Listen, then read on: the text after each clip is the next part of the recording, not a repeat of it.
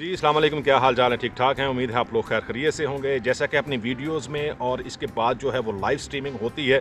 उसमें मैं आप लोगों को यहाँ की करंट पॉलिटिकल सिचुएशन के बारे में बताता रहता हूँ। और मैंने बताया था कि दो पार्टीज़ हैं, सीडीयू और एसपीडी, उनकी नेगोशिएशन हो रही है नेक्स्ट गवर्नमेंट के लिए। और उसमें एक अच्छी खबर जो है वो ये बाहर निकल के आई थी कि जो लॉ जो है वो पिछली कोलिशन गवर्नमेंट ने पास किया था नेशनैलिटी का, जिसमें नेशनैलिटी का जो टाइम पीरियड था वो कम करके 8 साल से कम करके 5 साल कर दिया था। इलेक्शन में जो है वो ये बात हो रही थी कि शायद इस कानून को जो है वो रिवर्स कर दिया जाए, लेकिन जो खबर आई निगोशिएशन के बाद यहाँ पे न्यूज़ में और डिफरेंट जो है वो चैनल्स इंटरव्यू करते रहे पॉलिटिकल पार्टी के जो वर्कर्स हैं या जो सरबराह हैं या जो पार्टी गवर्नमेंट में आने वाली हैं उनके, तो वहाँ से ये खबर आई कि वो कानून जो है वो या वो जो लॉ है वो रिवर्स नहीं होगा और ये इसी तरह रहेगा। ये बहुत एक अच्छी खबर थी हमारे जैसे जो फॉरेनर्स यहाँ पे रहते हैं, जिन्होंने अप्लाई करना है नेशनलिटी के लिए और जो 5 साल हो गए हैं जिनको लीगल, उनके लिए एक बहुत अच्छी खबर थी। और इसमें जो है वो मेरी लॉजिक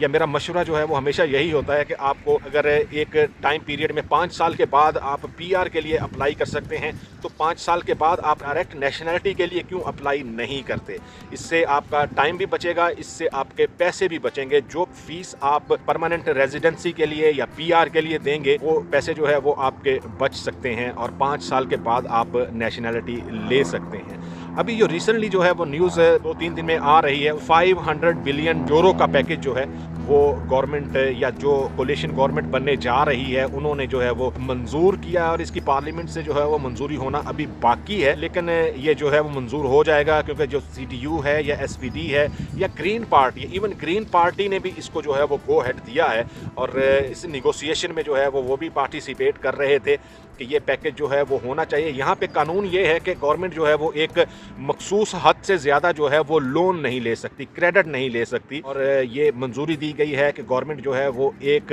प्लान जो है वो बनाएगी जिसमें 100 बिलियन यूरो जो है वो इंफ्रास्ट्रक्चर के लिए जो है वो यूज़ होगा, जिसमें सड़कें हो गई, स्कूल हो गए और बहुत सारी चीज़ें हैं। सिस्टम को जो है वो ओवरहाल करने का जो प्लान बन रहा है उस सिलसिले में बहुत सारे पैसों की ज़रूरत थी। और इसके अलावा यूक्रेन वार के बाद और ट्रंप के आने के बाद जो यूरोपीय यूनियन में एक ख़तरा बन गया है कि नेटो से जो है वो अमेरिका शायद बाहर हो जाएगा या नेटो की जो इमदाद कर रहा था अमेरिका वो ख़त्म हो जाएगी और जो उसकी फ़ौजें यहाँ पे जर्मनी में हैं या पोलैंड में हैं वो शायद वापस चली जाएं। तो इसके बाद जो यूरोपीय यूनियन है उसको ये ख़तरा है कि जी अगर किसी तरफ से भी वॉर दोबारा शुरू हो गई या रशिया जो है वो दोबारा इस वॉर को ऐसे ही कंटिन्यू करता है तो ये ख़तरा हो सकता है पूरे यूरोप के लिए और रशिया शायद जो है वो यूक्रेन के बाद वहाँ पे नहीं रुकेगा। अभी तक तो जो यूक्रेन की हेल्प हो रही है यूरोपीय यूनियन से या अमेरिका से या जो जर्मनी या फ्रांस जो है वो कर रहे हैं,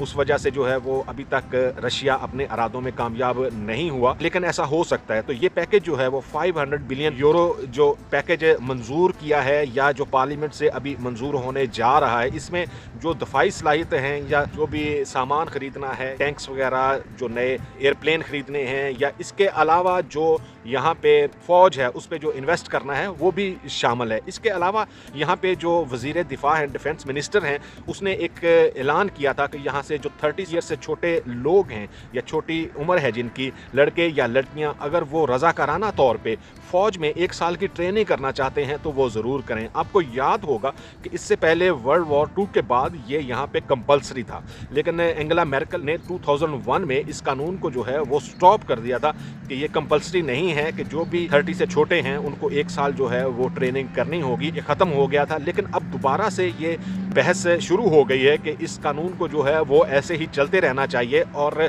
ये कानून जो है वो दोबारा से एक्टिव होना चाहिए। और इस सिलसिले में जो डिफेंस मिनिस्ट्री है वो कोशिश कर रही है कि स्कूल्स में या सिटीज़ हैं, जो सिटी गवर्नमेंट्स हैं, वहाँ पे ये दोबारा से सवालनामे भेजे जाएं कि जो लोग ये करना चाहते हैं रज़ाकाराना तौर पे तो वो ज़रूर जो है वो पार्टिसिपेट करें। और इसमें जो है वो सैलरी भी मिलती ہے, کھانا اور رہائش اور جو بھی سسٹم ہوتا ہے وہ سارا ملتا ہے. لیکن یہ 500 بلین یورو جو ہے یہ ایک بہت بڑی رقم ہے, اور یہاں پہ اس طرح کا یہ پہلا پیکج ہے جرمنی میں جو اتنا بڑا پیکج گورنمنٹ منظور کرنے جا رہی ہے, اور جس میں لوگوں کی فلاح کے لیے یا جو ایٹماسفیئر ہے یا جو ماحول ہے اس کو بہتر بنانے کے لیے, یہاں پہ جو پولوشن ہے اس کو ختم کرنے کے لیے, اس طرح کی بہت ساری چیزیں جو ہیں وہ اس پیکج میں شامل ہیں. لیکن دیکھیں گے آہستہ آہستہ جو ہے وہ کیا باہر نکل کے آتا ہے, اور امیگریشن کے بارے میں جو چیزیں ہیں یا لوگ جو خوف زدہ ہیں, جو ڈیپورٹیشن جو ہے وہ سٹارٹ ہوئی تھی, اس سلسلے میں جو ہے وہ نئی آنے والی گورنمنٹ کیا کام کرتی ہے. آپ کو پتا ہوگا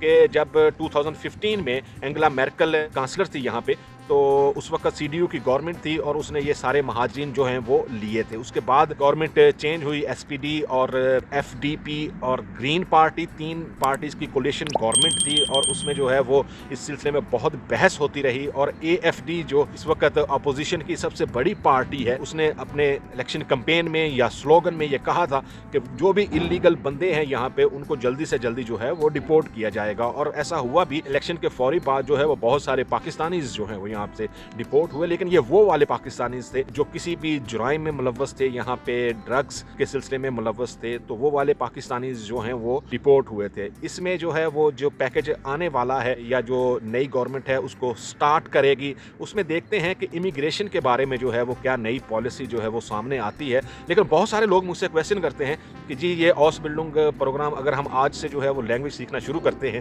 تو کیا یہ اوس بلڈنگ پروگرام ختم تو نہیں ہو جائیں گے؟ ایسا کچھ نہیں ہے. اسٹڈی ویزے جو آپ کے اوس بلڈنگ پروگرام ہیں یا جاب سیکر ویزا یا جو بھی قانون یہاں پہ بن جاتا ہے اس کو ریورس کرنا جو ہے وہ بہت مشکل ہوتا ہے. اگر کوئی جماعت جو ہے وہ الیکشن میں یا بہت زیادہ کنزرویٹو نہ ہو تو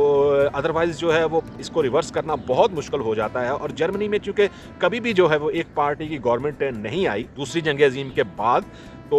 2 پارٹی کی اگر کولیشن گورنمنٹ ہو گئی یا 3 پارٹی کی کولیشن گورنمنٹ ہوگی تو یہ بہت مشکل ہوتا ہے کہ کسی بھی لا کو جو ہے وہ ریورس کرنا ہو. اور جیسا کہ ایس پی ڈی نے لاسٹ گورنمنٹ میں یہ قانون پاس کیا تھا, تو آنے والا جو کولیشن پارٹنر ہے وہ بھی ایس پی ڈی ہے, تو یہ بہت مشکل ہے کہ ایس پی ڈی جو ہے وہ اپنی پالیسیز جو قانون انہوں نے پاس کیے ہیں ان کو ریورس کرنے میں سی ڈی یو کی ہیلپ کرے گا. کوئی بھی ایک پارٹی جو ہے وہ پارلیمنٹ میں لیڈنگ میں نہیں ہے, اور 2 پارٹی کی کولیشن گورنمنٹ ہے. اور کولیشن گورنمنٹ اس لیے بھی بینیفٹ دیتی ہے کہ جو بھی فیصلے ہوتے ہیں وہ سب بیٹھ کے کرتے ہیں, کسی بھی ایک پارٹی کی اجارہ داری نہیں ہوتی کہ وہ پارلیمنٹ میں چونکہ اکثریت میں ہے تو وہ جو ہے وہ کوئی بھی فیصلہ کر لے. دیکھتے ہیں آنے والے دور میں جو ہے یا آنے والے وقت میں 1-2 سال میں امیگریشن کے بارے میں پالیسی سخت ہوتی ہے یا اسی طرح پالیسیاں چلتی رہتی ہیں. لیکن جو اوس بلڈنگ کرنا چاہتے ہیں, جو اسٹڈی ویزے پہ آنا چاہتے ہیں, ان کے لیے کوئی پرابلم نہیں ہے, کوئی جو ہے وہ ہرڈلز نہیں ہے. ایون جرمنی جو ہے وہ پروموٹ کر رہا ہے اپنی کنٹری کو کہ زیادہ سے زیادہ اسٹوڈنٹس یہاں پہ آئیں اور اپنی ایجوکیشن کمپلیٹ کرنے کے بعد یہاں پہ جاب مارکیٹ میں جو ہے وہ جاب کریں, تاکہ یہاں پہ جو ورکرز کی کمی ہے اس کو پورا کیا جا سکے. دیکھتے ہیں آنے والے وقت میں کیا ہوتا ہے. ملتے کسی دوسری ویڈیو میں. اللہ حافظ.